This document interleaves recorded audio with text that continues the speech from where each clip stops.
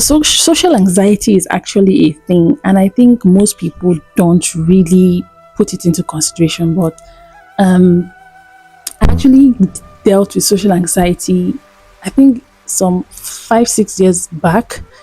I got a scholarship for a leadership masterclass. And now I went for this masterclass. And when I entered, I saw the caliber of people that were there. I was like, God, I'm sure it's not mistake. They used to choose me to come for this team because I don't even know why I was chosen. The people I saw there, I don't know, maybe it's packaging, but they packaged themselves well. Like they had audacity, they had guts, and they were so expressive. And these were things I admired in them. But then there was me, the shy, very anxious person. And to make matters worse, I just went and found one seat. I think that was like the last seat in the class remaining. So I just went and fixed myself in the seat. Other people had taken the front row and better seats. So I just saw this. I was like, okay, cool. I just went to the back seat. I didn't really speak to people much in that masterclass, and I went home after the whole thing. But I was struggling. I was having heart palpitation, especially when they said we should introduce ourselves. I think that was like the most scariest part of my life, where they said you have to speak. And then I realized that I was having this, like my mind was in a swell. It felt like I was in a spiral and I could not have proper thought coordination. And then I was feeling dizzy, and then I was sweating, like the sweat was coming down from my forehead down to my chin.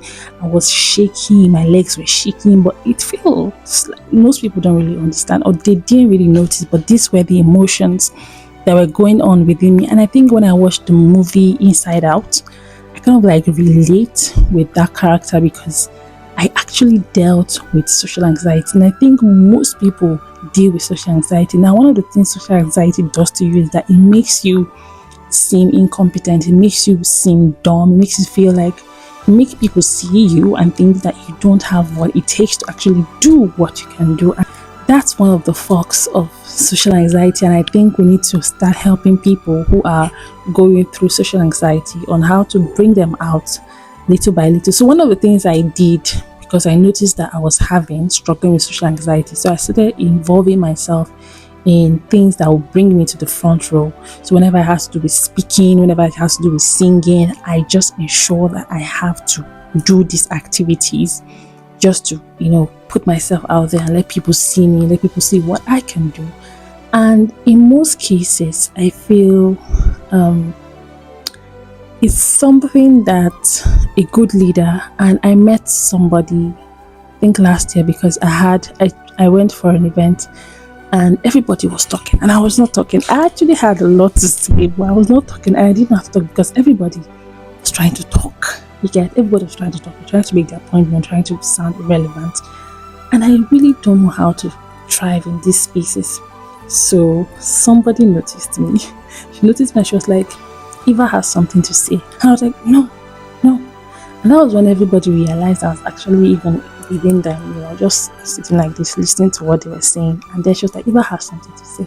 And I was like, no, not really. And there were people that they noticed and they're like, okay, we'll come back to Eva.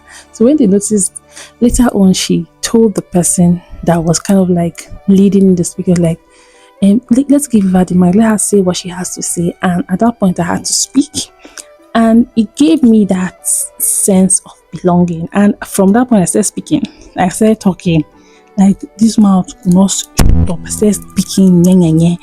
And I feel that is one thing we need to do. We need to help people with social anxiety out. It's kind of like a mental health issue that most people ignore, but it's a real life issue. And most of the people in this category are one of the most brilliant people and the most talented people I've ever met. People who have social anxiety, people who do not have the guts to face crowd of large audience. And I think we need, as leaders, we need to be very, very observant enough to notice these people and give them the chance to speak.